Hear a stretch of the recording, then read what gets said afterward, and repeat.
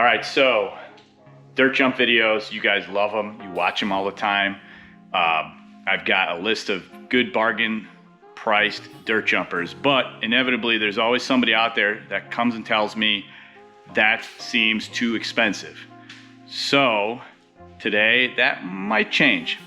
So what we've got for the first time is a dirt jumper that's brand new for $200. So let's take a look at it.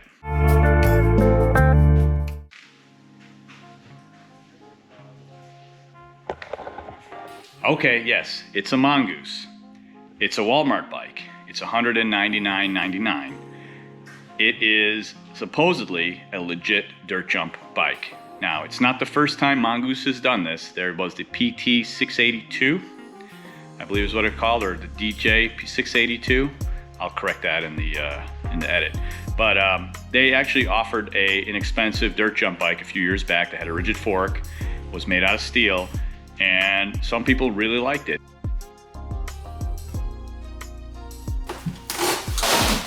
Let's see what good old Mongoose has in store for us. Ooh, I like this color. Look at these gray walls. Check this out. That's pretty hilarious. So I bought this bike with my own money.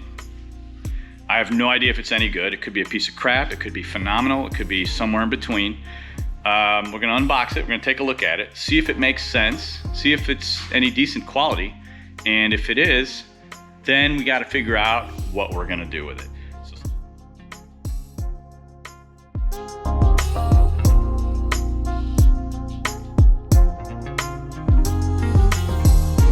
So let's take a look at this bike and see if it's a worthy dirt jumper. Given the name PT26 and the big pump track emblazoned on the top tube, there are strong hints at this bike's intended purpose. The first thing that caught my eye was the head tube. If you're not paying close attention, you'd confuse this for a tapered head tube, but it's not. It's a straight steerer. It flares out like a tapered head tube, then tapers back to 1 1/8 inch at the bottom. Seems weird to taper then untaper in the manufacturing process. I don't get this. The fact that it's 1 1/8 inch is not a deal breaker.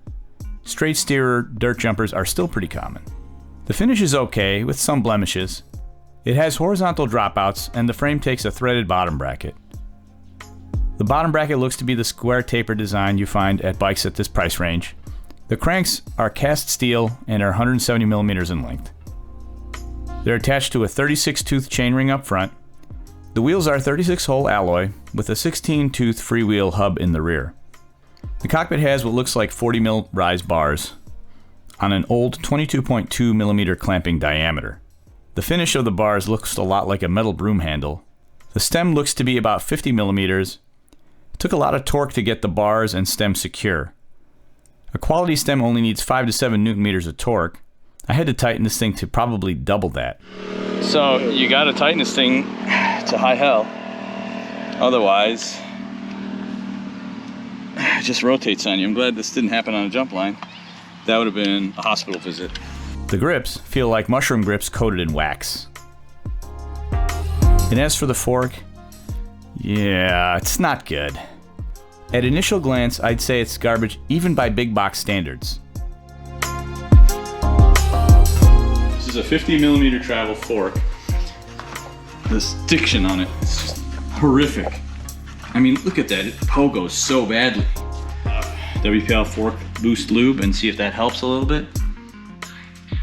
Let's get that around, see if that kind of smooths it out a little bit. Oh my God. There is an incredible amount of stiction in this fork.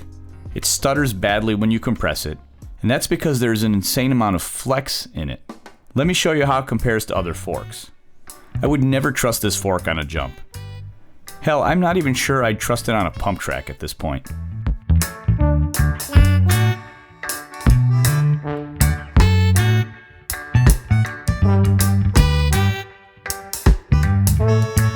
Let's take this bike to the pump track and see how it handles.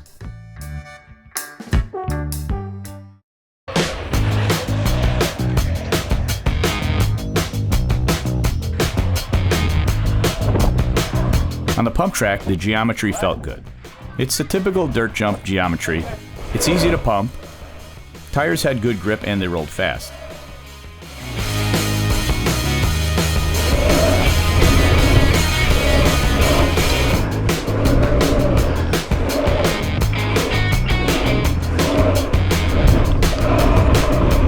Surprisingly good at pumping.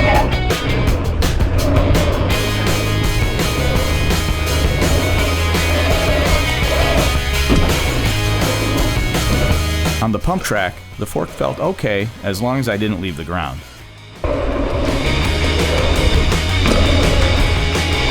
Clunk. Oh man, it's terrible. As soon as you leave the ground, the fork tops out violently. I'm using most of the travel. I don't know if you can hear that. That's the fork bottoming out on barely any compression. Just twitching my body. The fork has zero damping and no adjustment. And that thud you hear is the fork topping out. That's how bad this fork is. The mere act of preloading to bunny hop will bottom this fork out. The constant bottom outs and top outs and flimsy construction tells me this fork will have a short lifespan. I can't imagine a nose-heavy landing on this bike. A rigid fork would be a significant improvement over this and would probably cost less. It's obvious Mongoose intended this to be a pump track bike. The bike has a dirt jump geometry and was surprisingly good rolling through the pump track, but it's held back by that terrible fork. As long as you have no interest in getting airborne and you're not a heavy rider, you could get away with buying this bike and keeping it stock. You could upgrade it over time, starting with the fork, and my suggestion would be a rigid fork. They're cheaper and will make this bike far more capable. It'll be a better street bike, better on the pump track and jumps. I left a link to the bike in the description. So let's recap. This bike is $200 at Walmart. For comparison, a pair of Maxxis Assegai downhill tires will cost as much as this whole bike. Hell, there are pedals that cost more than this bike. So let's look at this in context. The pros are good geometry and upgradable platform. It's a decent wheel set that should be fairly strong, and good higher volume 2.35-inch tires that roll fast and have decent traction. The cons are obvious: the fork, for all the reasons I mentioned before. The rear brake is weak and needs adjustment out of the box. Well, so now I'm stuck with this bike. So my question to you guys is, what do I do with it? Let me know in the comments. I'm debating whether I should keep this bike or work on the top-end dirt jumper build that I have already sitting ready to go. If you found the video helpful, please hit the like button and subscribe to see more content like this. I view a good value as something that gives you more than what you paid for. And for a beginner looking at a bike for the pump track, and you can't afford more than $200, I'd say it's a decent value, but I strongly suggest replacing the fork. I can't say that enough. If you're an advanced rider that goes big, stay away. This is not for you. But you already knew that. I hope you enjoyed this leg of my journey. Thanks for watching.